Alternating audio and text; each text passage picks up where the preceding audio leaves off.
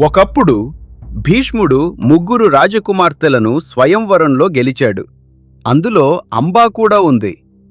ఆమెను విచిత్రవీర్యుడికి పెళ్లి చేయడానికి తీసుకెళ్లాడు. కాని అంబా చెప్పింది, నేను శాల్వరాజును ప్రేమిస్తున్నాను.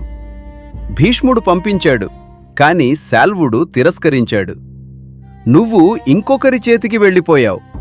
అప్పుడు అంబా బాధతో తిరిగి భీష్ముడి దగ్గరకు వచ్చింది.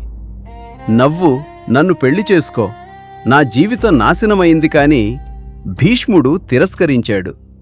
నేను బ్రహ్మచర్య వ్రతం తీసుకున్నాను. హృదయం విరిగిపోయిన అంబ ప్రతిజ్ఞ చేసింది, తపస్సు చేసింది. శివుడు వరమిచ్చాడు. తరువాతి జన్మలో భీష్ముడి మరణానికి నువ్వే కారణం. అంబ ప్రాణత్యాగం చేసింది. శిఖండిగా ఇసింది, శిఖండిగా పుట్టింది.